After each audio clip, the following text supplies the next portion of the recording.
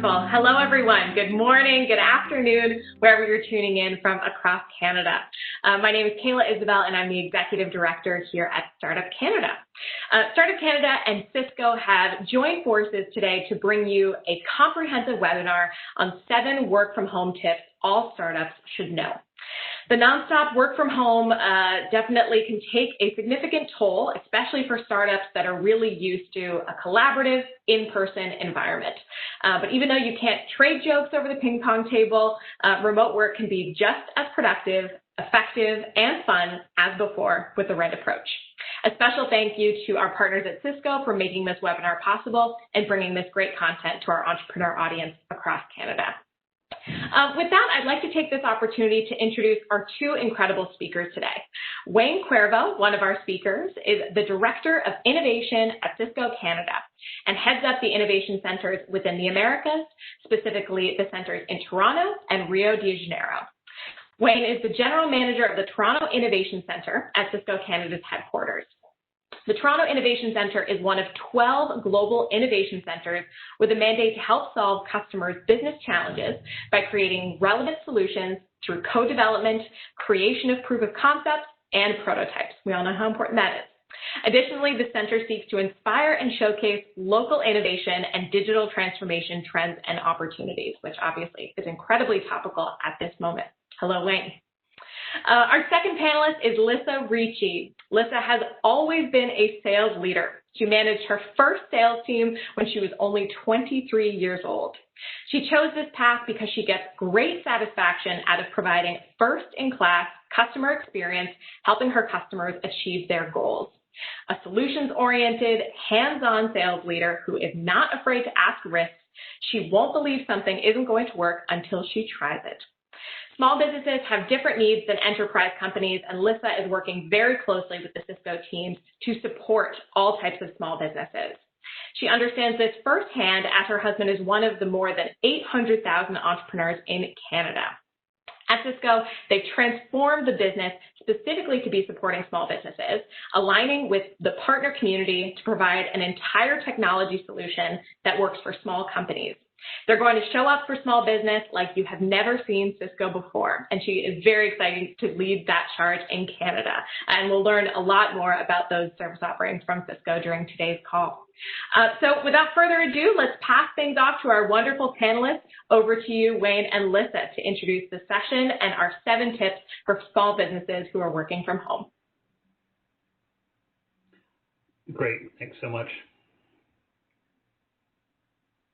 Lissa, are you on mute?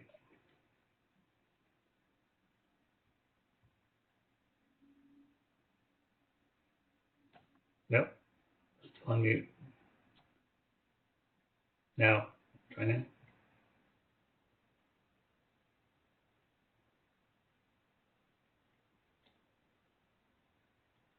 The joys of live programming. We're all experiencing our own tech challenges, aren't we, Wayne?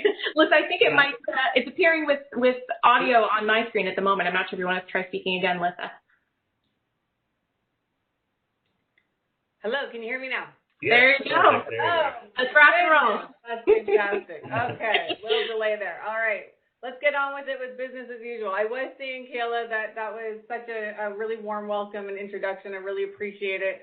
And I'll speak for Wayne and myself and let you all know that we couldn't be more delighted to be with you for the next hour. So thanks for having us.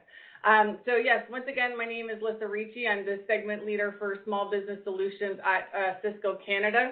As Kayla mentioned, I've been in the sales game managing team since 2006. 2009 was the first time I managed a national sales team from the comfort of my living room. And let me tell you, I had no clue how valuable that experience was going to end up being for me in the future. So, you know, we are going back in time and pulling in all the old tricks that I had back when I was managing that sales team.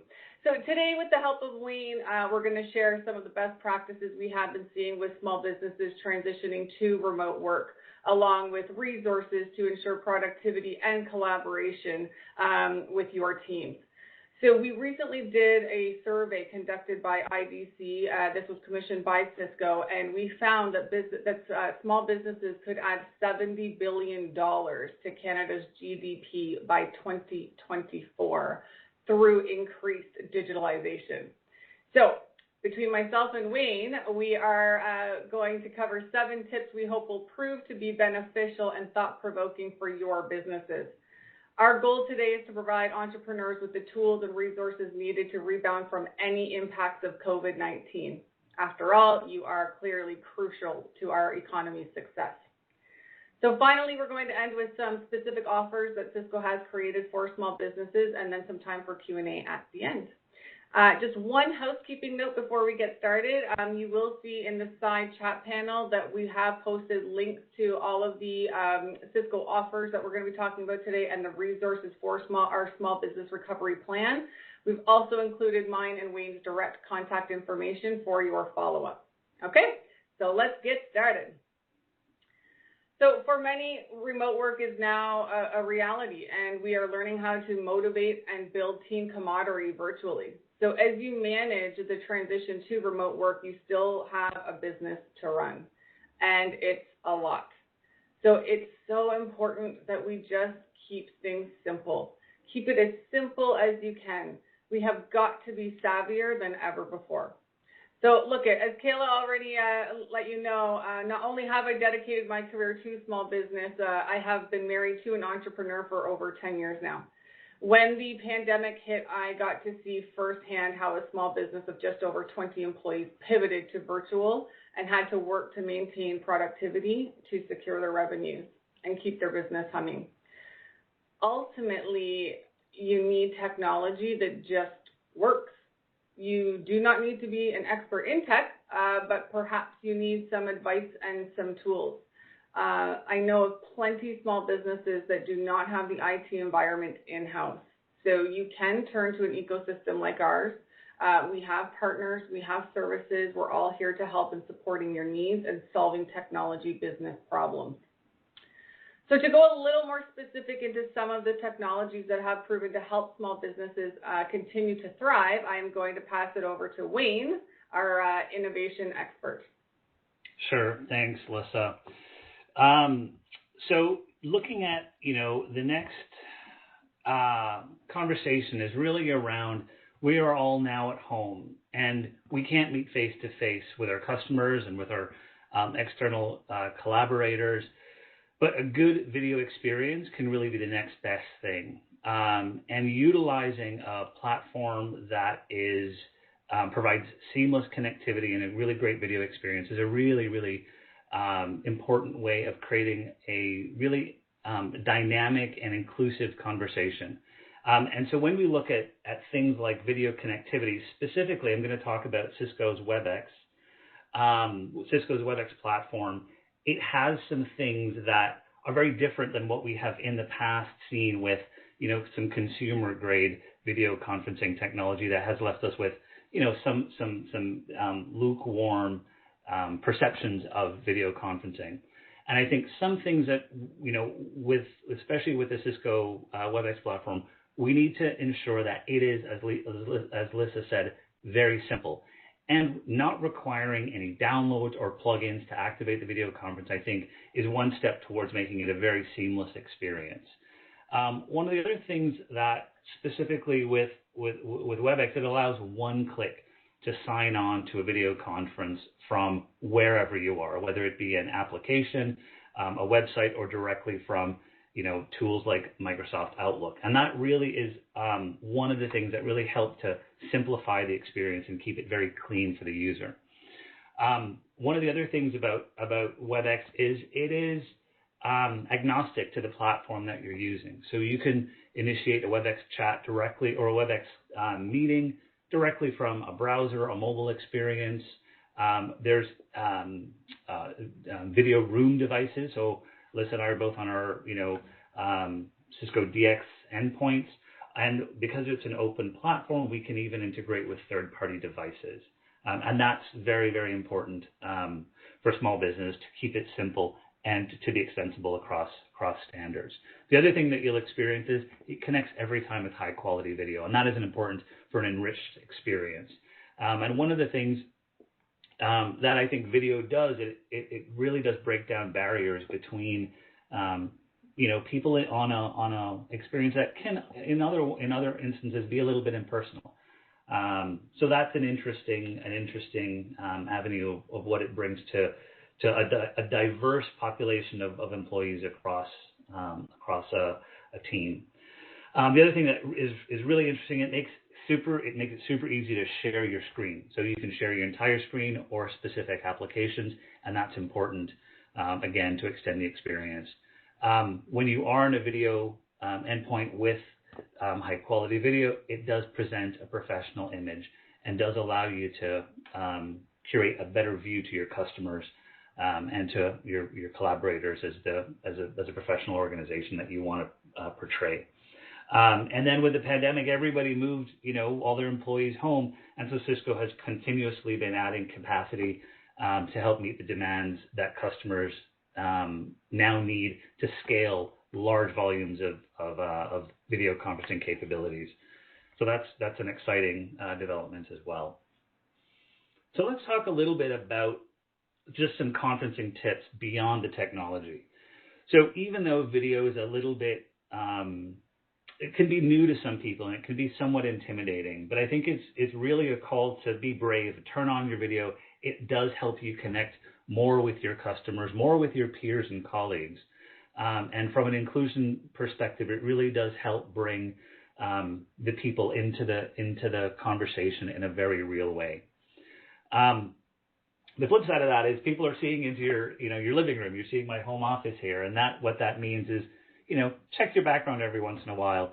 I was on a video call once, and somebody had a pile of laundry in the background, and I thought, good to always check your background and see what's behind here. One of the other things from a practical perspective is check where your web camera is in terms of height. You want to keep it generally at eye level for a more natural experience. When you want to look people in the eye, look at the camera. And one of the other things that is helpful is around using a headset if possible to cut out on external background noise. One of the things Cisco's actually doing is we acquire a lot of companies, and one of the companies that we have acquired is called Babel Labs, and they use artificial intelligence to reduce background noise by determining human speech patterns and where the background noise is coming from. So that is technology that is being embedded in our platforms. But if at all helpful, wear a headset. And then just, this sounds pretty obvious, but from a call hygiene perspective, it's just really better to mute yourself when you're not speaking. It helps with those other distracting noise like your dog barking in the background, or even some background music that your spouse and partner may be listening to. So it's just a practice that does help enable a better experience for everyone. So I think, Alyssa, if you want to talk to this one. Our collaboration tools, for sure. I don't know about you, Wayne, and everyone else out there, but I am finding email more overwhelming than ever before right now. I tell my team, my colleagues, my boss, if you need my attention quickly, the best way is via a message with Teams or a text. So instead of using email, how I have more in the past in my career and in my jobs, it can be more efficient to have your remote team working together in one collaborative space. So to be efficient, you need to be able to have conversations. You need to see anything new at a glance, as well as have the history of the entire group conversation should you want to circle back on any of those topics. So let's jump into a few key points here that a virtual collaboration space should accommodate for you. Integrate. You want it to integrate with your meeting solution. After all, collaboration to me really means it keeps things going. It keeps your business humming, right? Whiteboard. Remember the good old days when you were in a room and you would have like the most intense whiteboarding session and brainstorming, and you talk yourself into an idea and out of an idea and then back into an idea and then convince yourself you had the next $1 million idea. When you are scaling a business, enabling quick brainstorm is key. So a digital whiteboard in today's virtual environment is so beneficial to creating that in-office strategizing experience. Security. We all know now that data is worth more than gold. We cannot be too naive to the fact that small businesses, unfortunately, are at risk for cyber attacks. You need peace of mind that the exchange of messages and files of your multi-million-dollar ideas out there are safe and secure across your multiple devices. And my theme, back to simplicity. Can you easily search your conversations and documents for quick reference? There's nothing worse than panicking, trying to find something, or pinging your people out of panic saying, what was the answer, or what did we say, or what was the outcome? You need it simple. And we need our options, right? You need private messaging. You're going to have one-on-one conversations. You're going to have group conversations. You can create project-specific chat so that you can keep everything in one local forum. Finally, for collaboration, just my personal tip from leading remotely. Again, it's all about communication.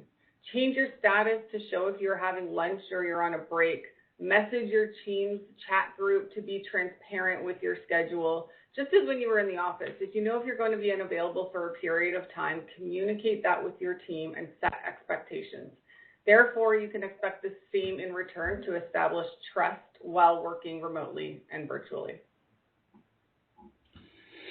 Thanks, Alyssa. So let's talk about security for a minute. Alyssa touched on it, but let's look a little bit deeper. When we think about everybody moving, from the office into the home, the need for collaboration is critical, but sometimes you need reinforcements with it, specifically regarding security. And the fact that we are all now enabled to work from home means that there are now additional vulnerabilities that have come into play that we need to think about and address. And a lot of small businesses sometimes feel that they are beneath the radar of hackers and cyber criminals, and they don't need to worry about security, but that's very much not the case. Small business is big business for hackers.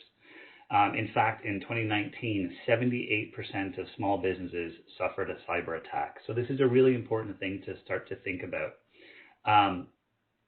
Cybersecurity is not a one-size-fits-all proposition, however, and the first step is to really understand what systems are crucial to your operations. But there's some easy things that you can start to think about and some solutions that you can start to look at. When we think about the three broad pillars of cybersecurity, we want to look at, first off, a VPN solution. So Cisco AnyConnect is a VPN solution that we have in our portfolio. It allows employees to work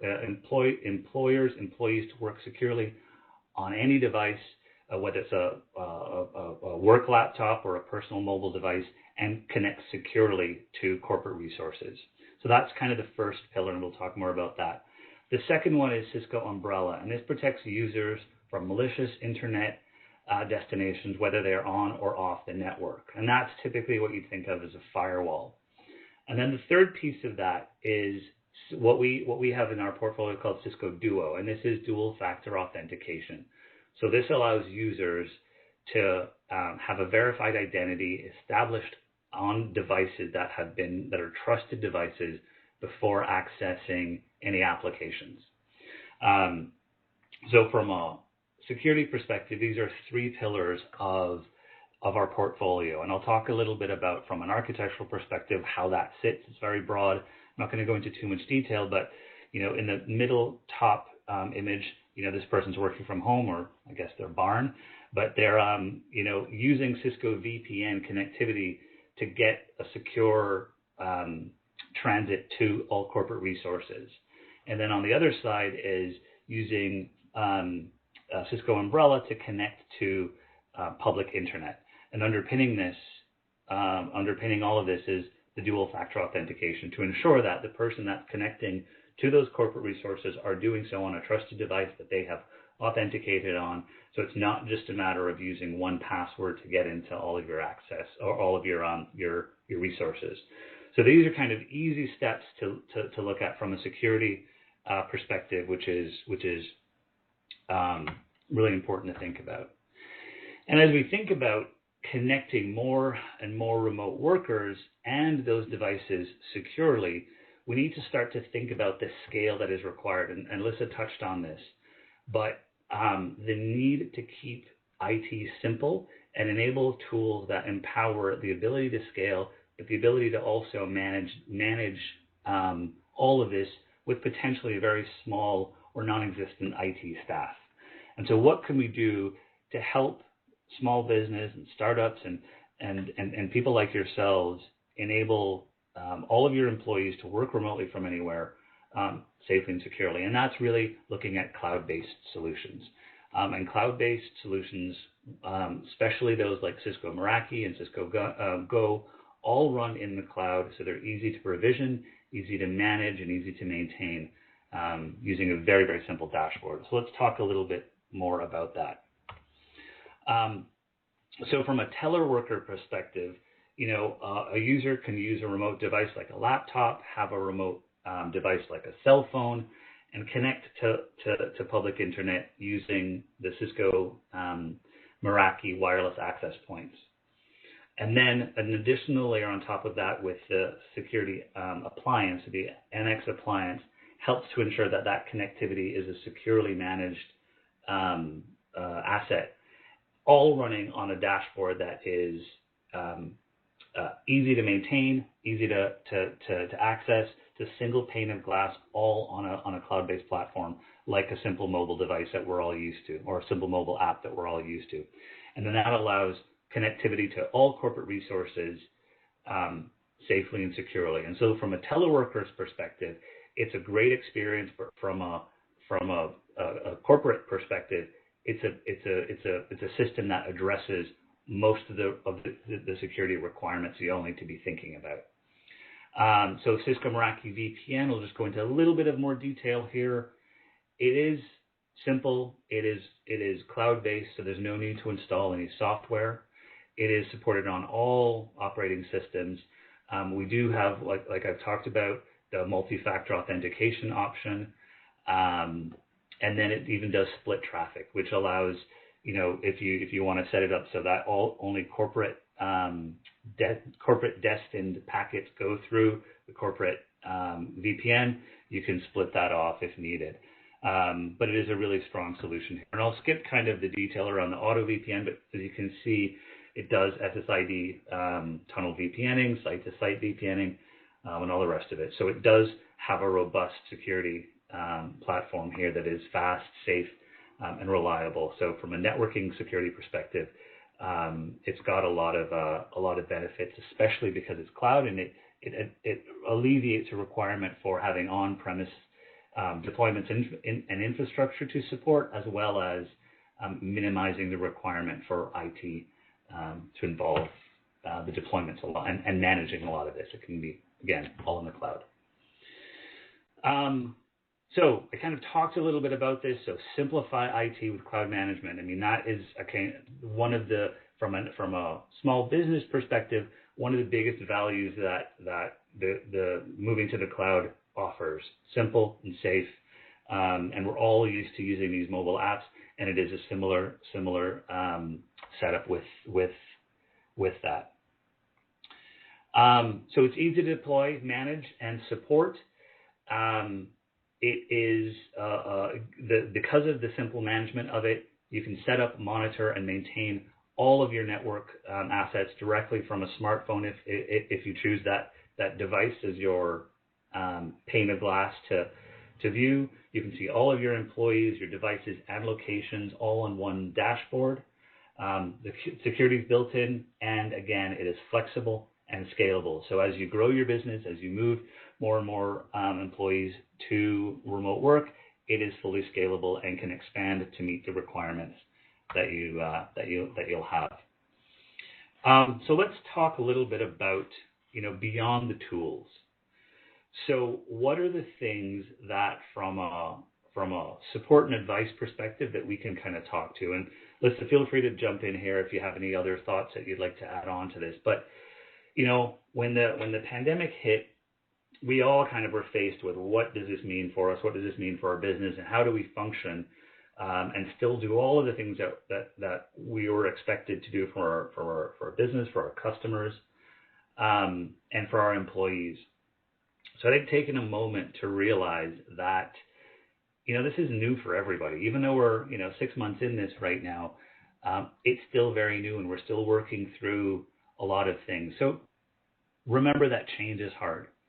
And it has been an adaptive phase of kind of figuring out what this means. But as kids are going back to school, it means something very different now. And so we need to be aware of that and kind of be patient with ourselves and our employees. And that will take time.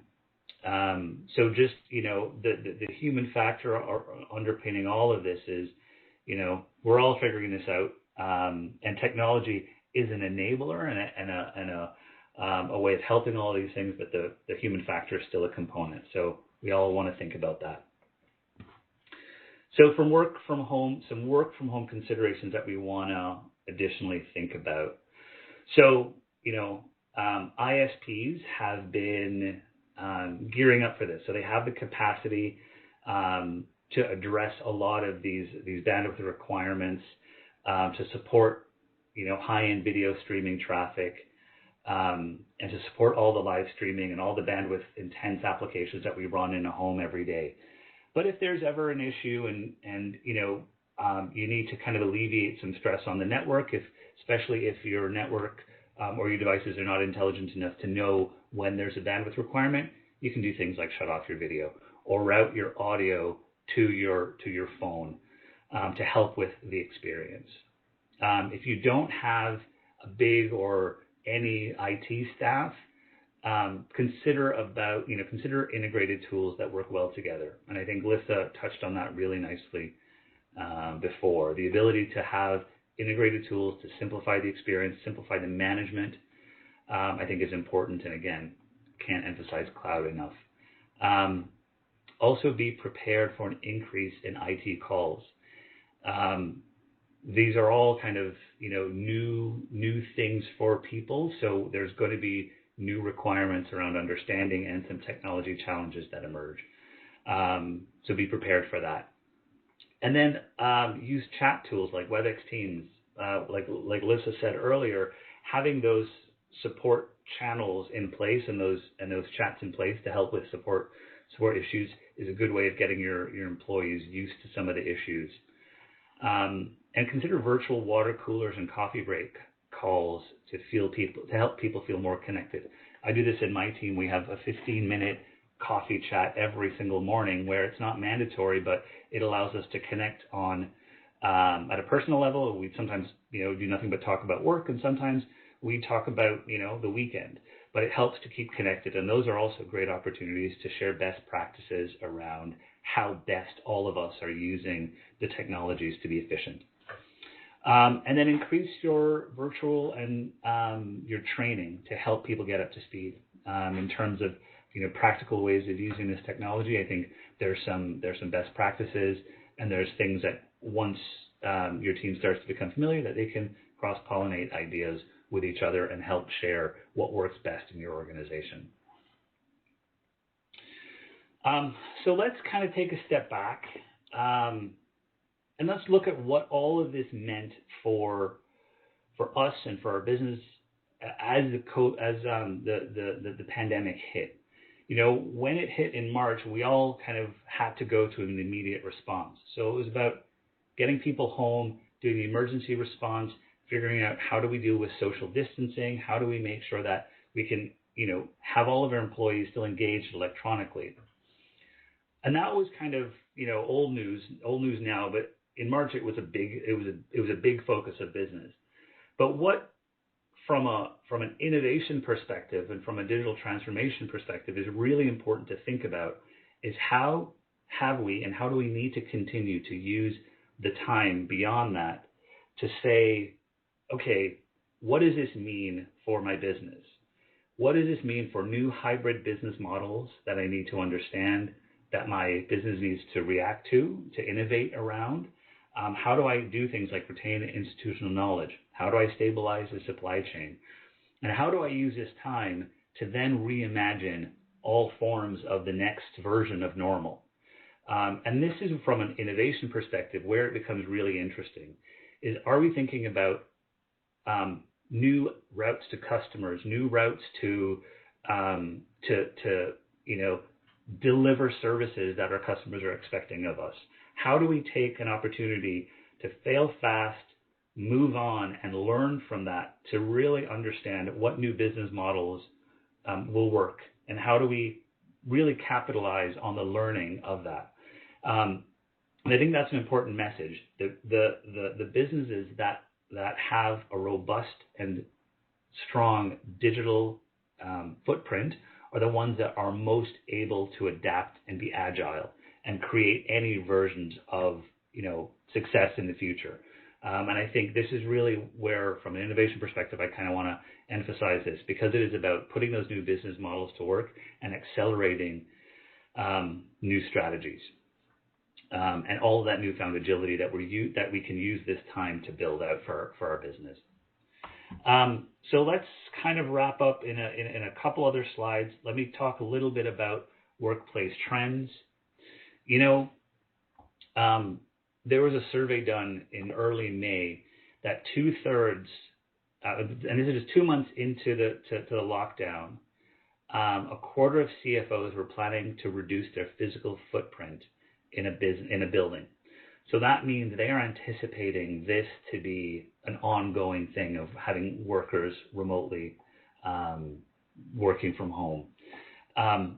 A similar survey showed that 75% of CFOs plan to move employees, at least part of their employee base, moving them working from home permanently.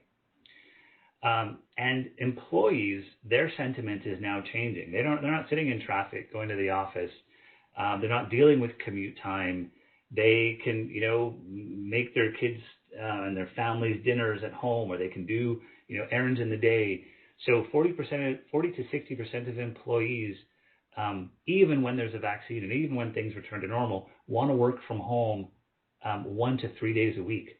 So employees' sentiments are now changing about being in the office.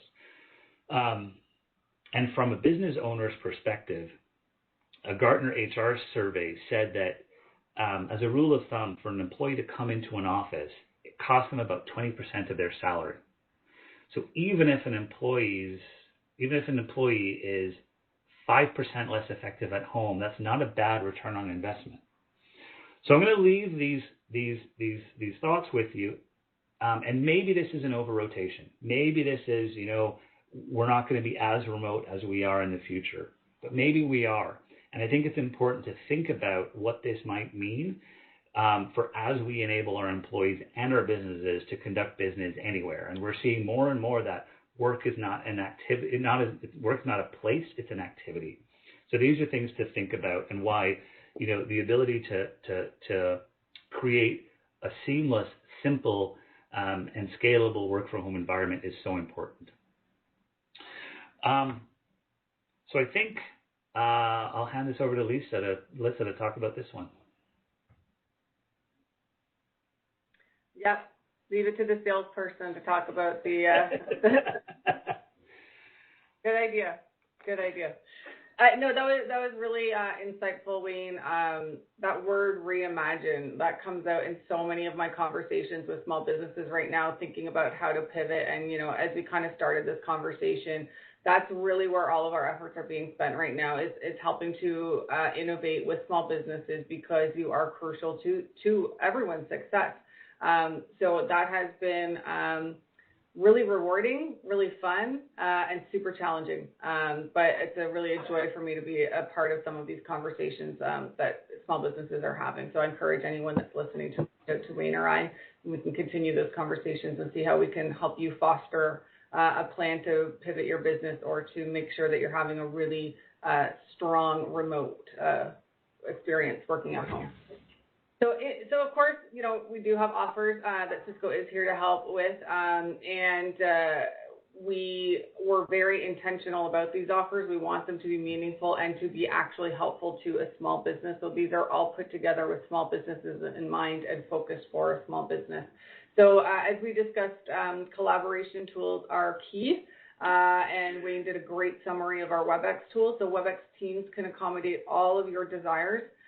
We're giving you 4 months free, which works out to a 33% discount when you buy a starter, plus, or business annual plan.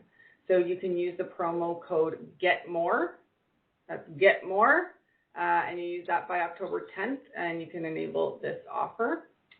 Next, our friends at Cisco Capital have stepped up with financing options to cater to small business. So we really genuinely want to help alleviate the pressure on the small IT teams and provide access to these technology solutions that will work simply and affordably. So you can bundle a solution of any size and anything. So hardware, your software, your services, your licenses, it doesn't matter. You lump it all into one predictable payment, and you can get approved at as low as 0% interest. So reach out and we can put you in touch with some key individuals over there to see if you qualify for that and get you some funding. And finally, good old Meraki. So Meraki is very well known, the leader in cloud-controlled Wi-Fi. So routing and security are offering a free trial of their gear. There is no charge to start a product evaluation. I really just love Meraki so much. You will literally be up and running in a matter of minutes.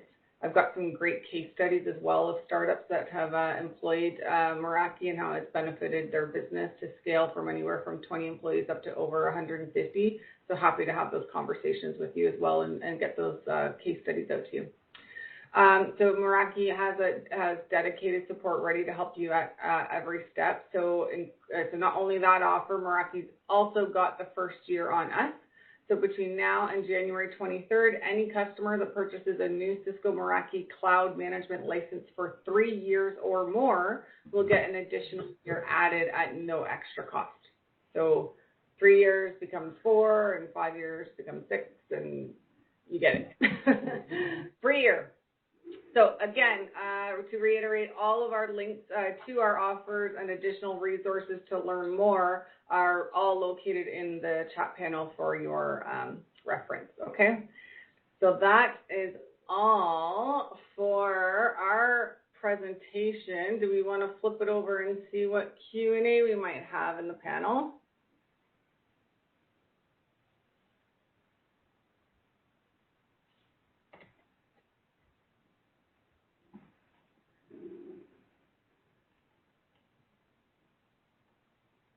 All right. Got a couple questions popping up here. Okay. Wayne, I'm going to let you off the hook, and I'm going to take this one. Thanks. I think you've done most of the talking so far, so I'll give you just a little breather. Okay, so this one is, what are the biggest challenges people are having working at home? Oh my goodness. I don't know if I could answer biggest. I will tell you, I think that there's a personal and a professional component to this challenge. I'll use myself as an example from a personal. I mean, I have a makeshift office in my 7-year-old son's bedroom right now. This is my 3rd attempt at a home office since the pandemic hit. You know, when this hit in March, it was, okay, we'll make a 2-week plan. Okay, well, I can handle anything for 2 weeks. Okay, this is not going to be 2 weeks anymore. This could be a month or 2. Okay, well, I can handle this for a month or 2. And then I literally got to the point where, well, I can't handle this anymore. It's becoming a bigger dilemma. And I think that that's a personal challenge that a lot of people face. You know, I'm up in my son's bedroom. My husband's running his business from the living room, and my children are in the basement doing virtual school. So it's a lot. And then, you know, we've also got a puppy in the midst of all of this. So then we have the puppy running around. So it's a lot. It feels overwhelming at times.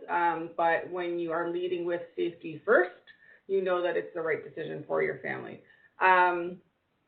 I think at this point, with the amount of time that's gone by, people are really getting used to it. And, you know, when Wayne was talking about, you know, you can run an errand in the afternoon, and I do get to sit down and have lunch with my children and whatnot, it really does, it makes you wonder, do I really want to go back to how we were running the household and running all of our world before? So time will tell, but the easier that it is to be able to have those team dynamics, be super productive, feel that you are still having team camaraderie, you know, virtually with a really great virtual experience for your team, you have options. And that's a really nice problem to have at the end of the day when this pandemic is all over. You're going to have more options of how you choose to go about your business.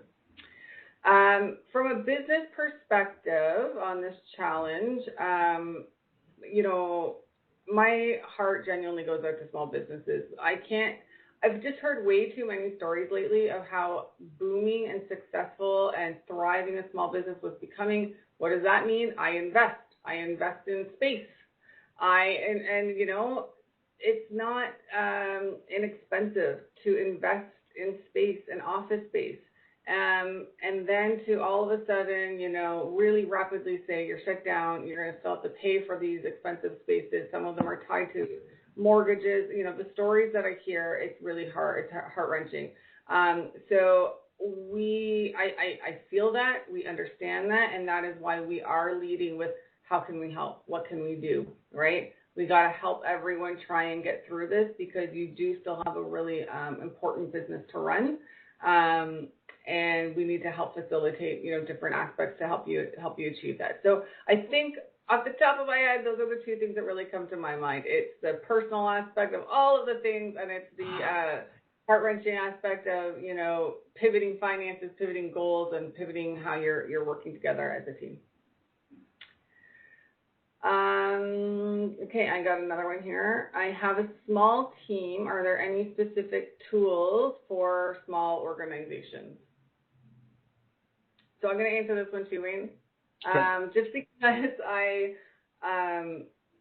really appreciate this, because I get to talk a little bit about the Cisco designed perspective and the portfolio that we've put together. So I want to make it clear that when you are speaking with myself and my team and we reference the Cisco designed portfolio, this is specifically designed for a company of 1 to 250 employees.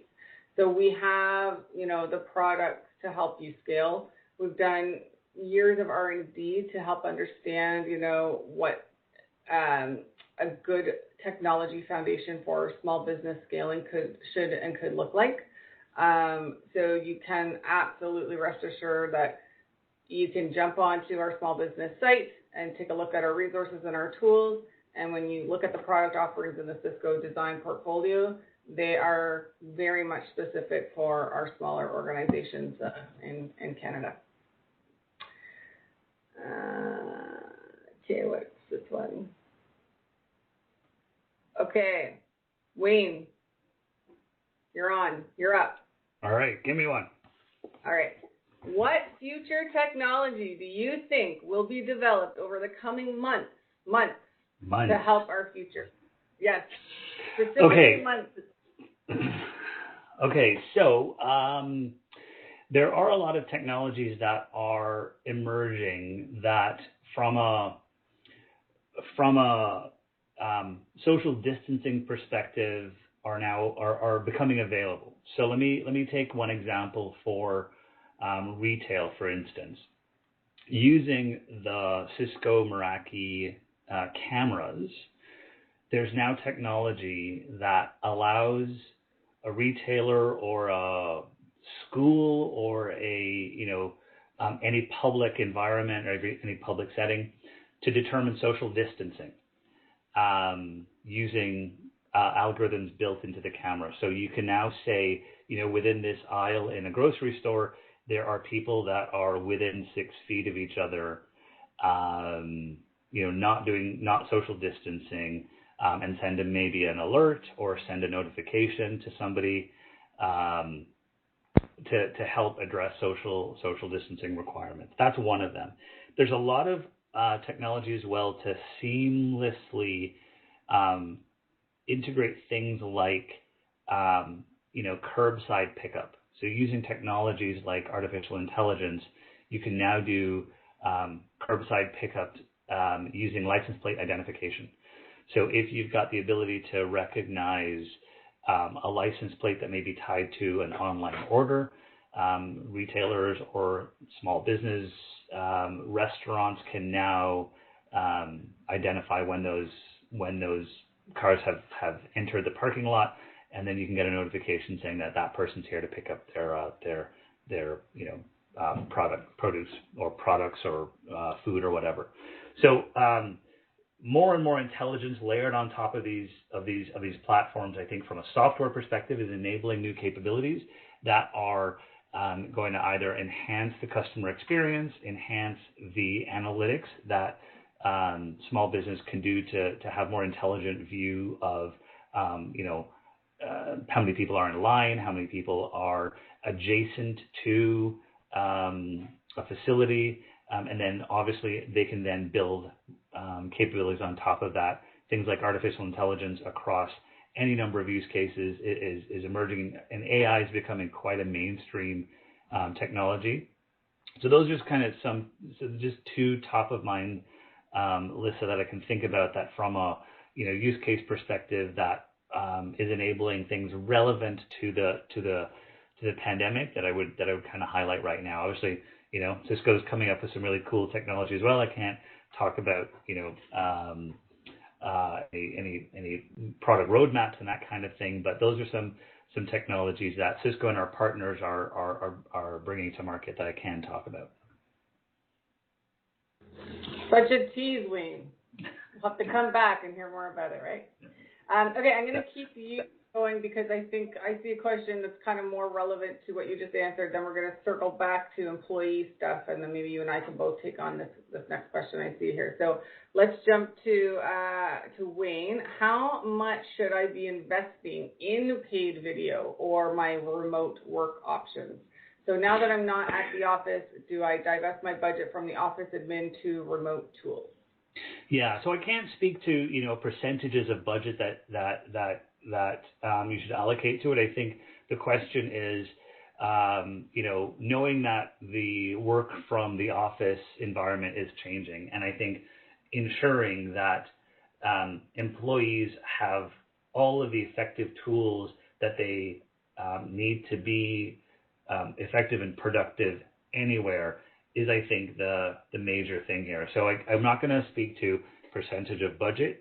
I think there are guidelines that are available that would suggest that, but it's really about what are the tools that, as an employee, will make that employee and the team more productive. And I think, Alyssa, you talked a lot about some of those tools, but I think engaging and allowing employees to be productive is a bigger budget requirement than I think would have been previously prioritized. And I think reallocating some of that budget from physical space to remote work capabilities should be allocated.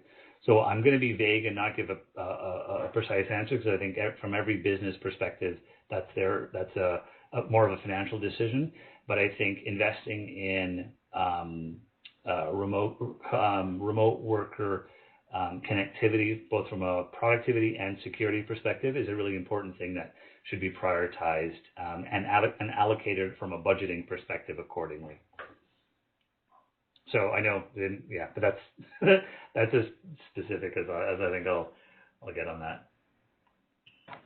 I like it. I'm sure it's still helpful. Okay, so Wayne, I think we both can probably throw in 2 cents on this one because they're very much leadership questions. So I'm going to combine them kind of together. So one is asking about tips for integrating staff members who joined the company during COVID. So perhaps you have some experience with that as well. And then I think touching on that stat that you threw out there during your presentation on the productivity balance, how can we determine, if an employee is actually giving as much at home as when he or she was in the office physically. So I'll take a quick stab from more of a sales perspective. Certainly onboarding a new person during COVID is not ideal. I can even use myself as an example. I was new in my role with Cisco less than a year when the pandemic hit, so I was still very much getting my bearings of, getting integrated with my colleagues and my team. And then all of a sudden it's like, okay, well, you can't see anybody, you can't talk to, you really got to build that team aspect virtually. So it's not the best scenario, but it can be better with the right collaboration tools. So for my team specifically, we really quickly pivoted to having team dinners together. Like we would pick a meal, we would all cook the same thing. We would have our families join. We got to meet, significant others and whoever else people were in lockdown with, and that meant a lot. When it's a brand new employee, I really highly would recommend you take your star people and you ask them to do at minimum bi-weekly calls with the newest members of the team. And as your leader, you should be checking in daily. You need to be messaging, calling, how you doing, what do you need, absolutely daily until you feel as if the individual is getting their bearings and really just being busy with their workload. So that's kind of what I have off the top of my head. And going back to the heart and empathy that Wayne mentioned, you just have to understand that it is tricky. It's not easy. That's okay. Make the most of the situation. Yeah, and I think just adding on to that, Liz, I think you've really covered that nicely. But to be intentional about the onboarding. So it's really easy to kind of throw somebody to the ether and just say, oh yeah, here's all the tools, here's some orientation, over to you. But to be intentional about bringing them into the fold, to do have those ongoing discussions on frequent check-ins. Even from an informality perspective, having that open line of communication is important, especially because the isolation factor, of a new employee that doesn't know people to reach out to, that doesn't know the broader organization and can't run into them in the office. I think being really intentional about that inclusive aspect of getting them oriented across the entire, core team and all extended teams that we don't even think about. We kind of take it for granted that, when we're in the office, you could just run into people in the kitchen and have a discussion around, hey, what group are you and what do you work for? Who do you work with? That's missing online. So I think being intentional about that and supplementing that with more informal channels. I think Webex Teams does a really great job of adding them to a lot of those ongoing teams, conversations, and projects that allow them to see who the players are, at least virtually, and then reach out to them. Mm-hmm. And just in terms of, again, just from experience on how do you know if they're being productive or not, you got to set expectations, right? If you're setting expectations as the leader with your people and they're not being met, you have a problem. That doesn't change if they were sitting in the office in front of you or not, right? So it's just having regular conversations, setting expectations, meeting deadlines, and collaborating on that. I do feel whether you're sitting next to an individual or they're sitting in their home and you're sitting in yours, when somebody isn't putting in the amount of time and effort required to sustain the job that you're asking them to do. And then you have to coach to that and you have to work to that. So set expectations, set measurable activities that you can see that they, that are obviously that makes sense, and then follow up with the individual and then coach and manage it to that. So there's a couple more questions on here, Wayne. So I think that's a good thing. But we're pretty much at time, and I want to be mindful of everyone's time. So I think what we've agreed to do is we'll take the remaining questions that didn't get answered. We will follow up directly or put together some more Q&A with the follow-up to this webinar.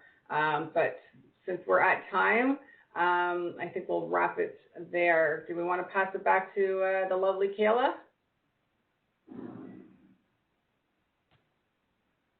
Fantastic. Thank you so much, Wayne and Lissa, for sharing all of those tips and insights that you provided. I think for me, the key takeaways, keep things simple, really be intentional about the tools that you're using and the way that they can enable the way that you connect with your team, and really being thoughtful because we still have a ways to go in our evolving new world and with teams both large and small. I think there are a lot of helpful tips here that many of the entrepreneurs that our network can really benefit from.